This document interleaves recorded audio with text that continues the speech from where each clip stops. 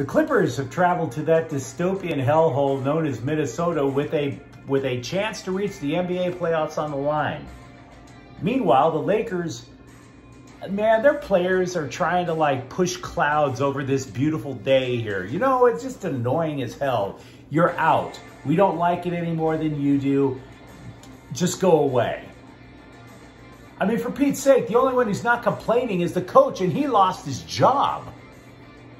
Good morning, I'm James. This is your daily dose of sports and snark for the greatest sports city in the world, Los Angeles. This is faithful Angelenos. I mean, I can't get over it. The players are still pointing fingers at everybody else but themselves. The coach is the only one who's mature. He's not saying squat. Please enjoy the fact that my neighbor's dog is taking a leak on the shrub outside my apartment, by the way. It's April 12th, 2022. We've been doing content now for about a month. If you like what we've been doing, clickety-clack the like button, clickety-clack the subscribe button. There's a notifications bell. Hit that. We try to put a new video out between 9 and 10 a.m. every day. Sharing is caring. Put this on your social media feeds. Let people know we exist, and by all means, comment. I'm not God. I don't know everything. It is a glorious day. Absolutely glorious. We will get to Clippers basketball in just a moment, but first we want to go through the scores and the news and notes around LA. Here's a first for me doing this channel. No LA teams played yesterday. Okay. In the meantime, tonight that Clippers playoff play-in game against Minnesota at 6:30 tonight. The Dodgers are also in Minnesota. That game takes place at about 4:40 p.m. and the Kings are in Chicago, 5:30. So, news and notes. Now, we were talking yesterday about Frank Vogel getting run, and it did in fact happen. Here is how drama-filled the Lakers are. We've heard from LeBron complaining. We've heard from Russell Westbrook complaining. We've heard from Anthony Davis. And CBSSports.com listed 25 potential replacements for Frank Vogel, the coach who got fired. 25. Does anybody really think they're going to interview 25 people? No, of course not. And then you have other scribes who are talking about, oh, they should hire this guy, or the Lakers are going to try their best to hire this guy. Most of the people that they're talking about already have jobs. Oh, they really want Nick Nurse. Nick Nurse, he's coaching Toronto. He has a job. Oh, they're going to go for Quinn Snyder. He has a job.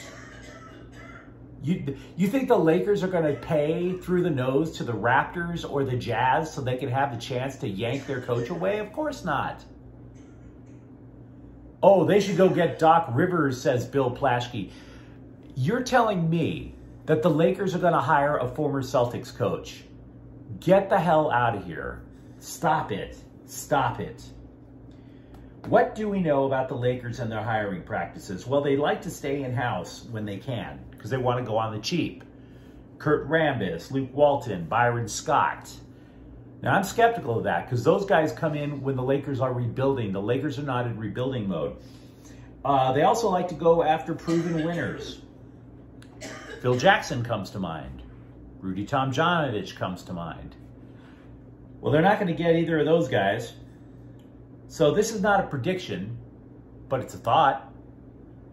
Scott Brooks, former Thunder coach, former Wizards coach. He helped build the Thunder, and he has a proven record of winning. I think that would probably be a sneak-in candidate there. Meanwhile, LeBron James says he'll be hands-off in personnel decisions, and from above, the clouds opened up, and everybody screamed, Hosanna in the highest, glory be.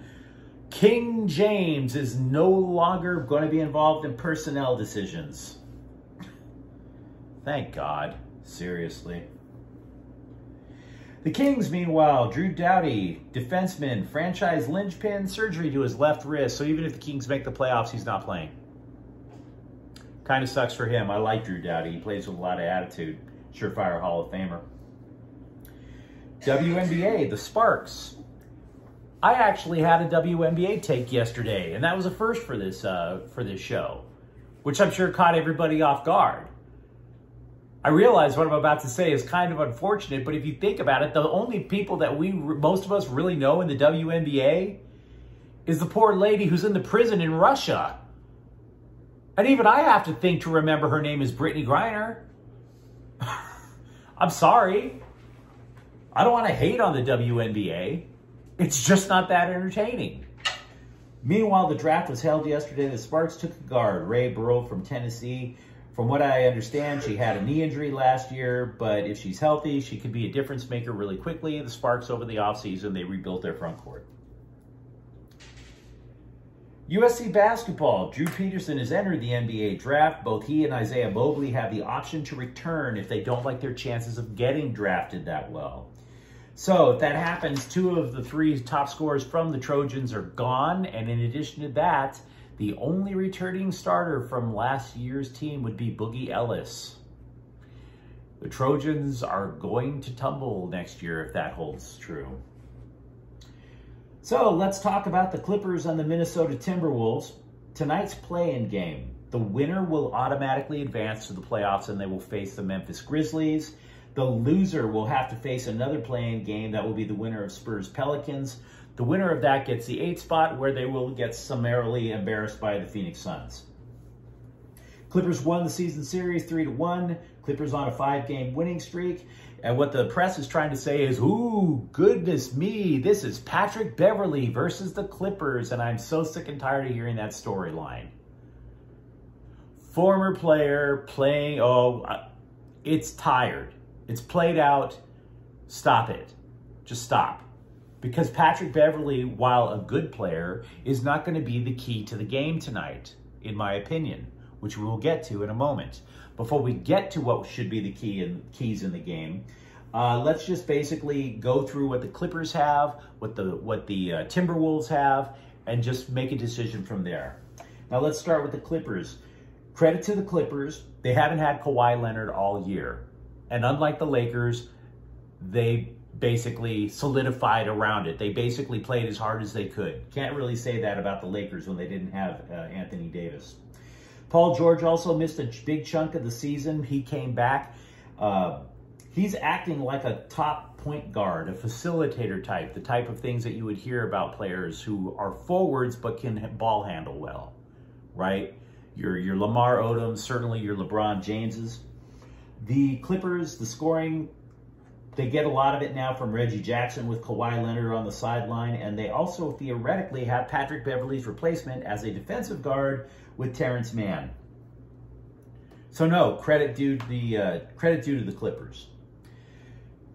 They used to have Patrick Beverley. They traded him to Memphis in August, and then the Grizzlies sent him to Minnesota, hence this stupid matchup that the press keeps talking about. Now, what does Minnesota have? Well, this is their first postseason since 2018.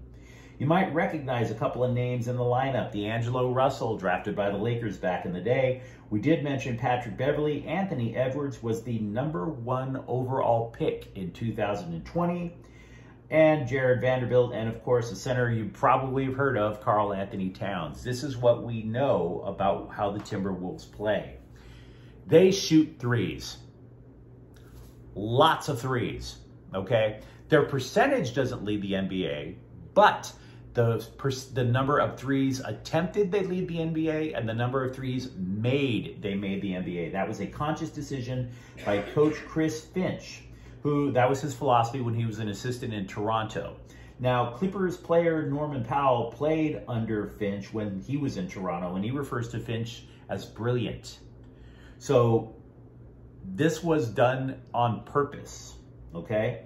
What we also know about Minnesota is that with all those threes, you get longer rebounds, and Minnesota is terrible at rebounding.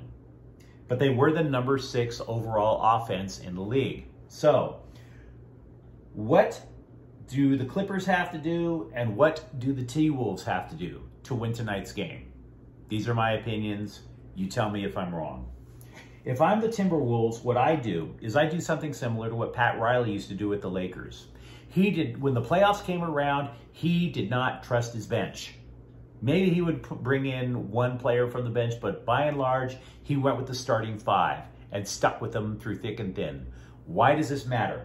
Because the Minnesota Timberwolves, their starting 5 in advanced metrics, outscored their opponents by at least 100 points when all of them were on the court. When the starting five was on the court, you could not slow them down.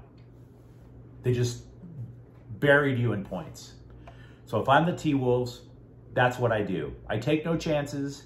I say, I want the playoffs now, and just go for it. Now, if I'm the Clippers, what do? Well, I bench Ivica Zubac, the center. I have him come off the bench, basically.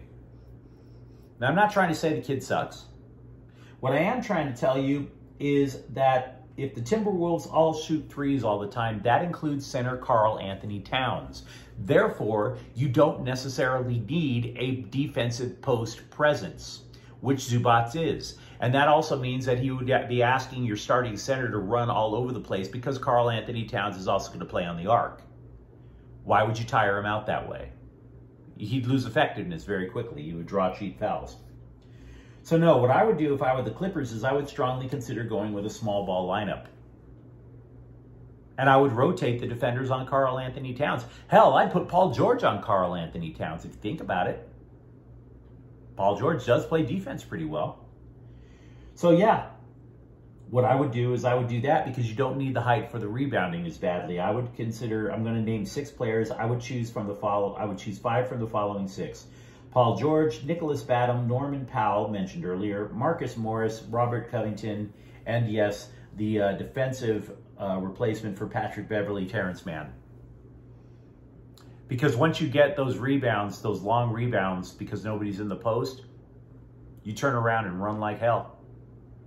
You try to fast break them. So yeah, I think tonight is probably going to be a high-scoring match, obviously, with what the Timberwolves do. You tell me. Would you go small ball against Minnesota? If you're Minnesota, do you actually roll the bones and not use your bench? I think it's going to be a lot of fun to watch this game tonight. By all means, tell me what you think. Now, if you enjoyed today's broadcast, by all means, like and subscribe. We'd love to hear what you got to say. In addition to that, well, like I said, the notification bell is there as well. Thank you very much for watching. I'm James. Faithful Angelenos is a Kia and Corte El Queso production. Take care.